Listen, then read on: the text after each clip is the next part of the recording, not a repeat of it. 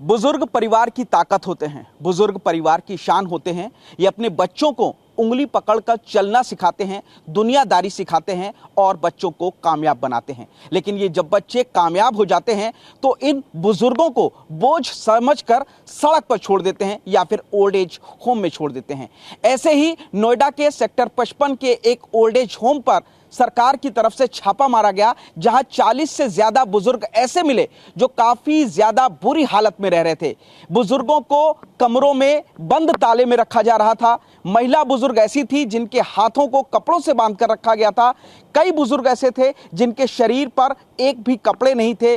कई बुजुर्ग ऐसे थे जो मलमूत्र में सने हुए थे, उनकी देखभाल करने वाला कोई भी नहीं था। लेकिन जब इस तरह की तमाम अनियमितताओं की सूचना समाज कल्याण विभाग को मिली तो लखनऊ से एक स्पेशल टीम आई और उसने नोएडा के सेक्टर 55 सी ब्लॉक के इस जन कल्याण ट्रस्ट के आनंद निकेतन वृद्ध आश्रम पर छापा मारा। दोपहर की ये पूरी घटना है और राज्य महिला आयोग, नोएडा पुलिस, समाज कल्याण विभाग, जिला प्रोबेशन कल्याण विभाग ने संयुक्त रूप से यहां पर रेड की और 40 से ज्यादा जो बुजुर्ग थे उनको यहां उन्होंने रेस्क्यू किया है।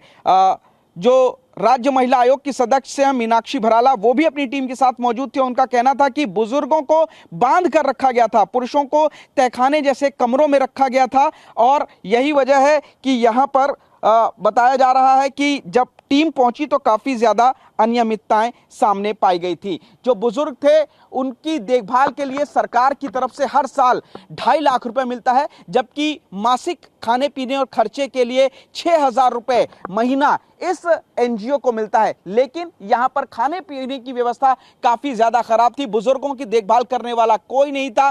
केयरटेकर के तौर पर यहां पर एक महिला मिली जो अपने आप को नर्स बता रही थी, लेकिन जब सख्ती से पूछताछ की गई तो पता चला कि वो सिर्फ 12वीं पास है। तमाम अनियमितताएं जो थी वो इस आनंद निकेतन में जो बुजुर्ग थे उनके बीच में पाई गई है। सबसे बड़ी बात यह है कि यहां पर जो बुजुर्ग पाए गए वो काफी बड़े अमीर घरानों के भी बुजुर्ग हैं और तमाम सवाल इन चीजों पर खड़े होते हैं कि किस तरीके से यहां पर जो बुजुर्ग थे उनको यहां पर रखा जा रहा है। चेकिंग के दौरान यह भी देखा गया कि बुजुर्गों के लिए देखभाल के लिए कोई भी यहां पर स्टाफ नहीं था और जो डेली का कार्यप्रणाली थी उसको ये खुद ही करते थे। अपनी साफ सफाई ये बुजुर्ग खुद करते थे, जबकि इनके रखरखाव के लिए, उनकी सेवा के लिए बाकायदा सरकार से पैसा मिलता था। तमाम सवाल खड़े हो रहे हैं अब इस आनंद निकेतन वृद्ध आश्रम पर कि किस तरीके से बुजुर्गों को यहां कैद खाने में, तहखाने में, बंद कमरे में, ताले के अंदर रखा जा रहा था। कैसे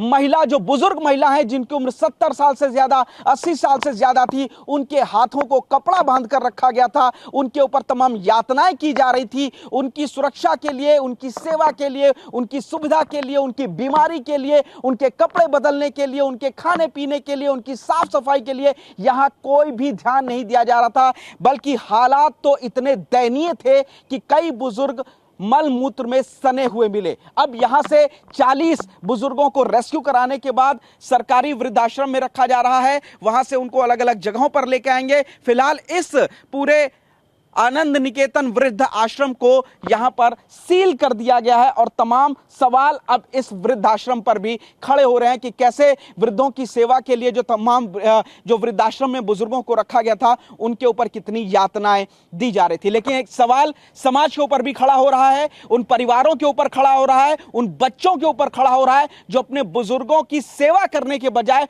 उनको इस तरीके के वृद्धाश्रम में छोड़ देते हैं और यहां पर मरने जैसे हालात उनके लिए होते हैं। ना ये बुजुर्ग मर पाते हैं और ना ही जी पाते हैं। इसके लिए जिम्मेदार कौन है, ये एक सबसे बड़ा सवाल है। फिलहाल इस एनजीओ को, वृद्धाश्रम को सील कर दिया गया है और पुलिस अब इस पूरे मामले की जांच कर रही है।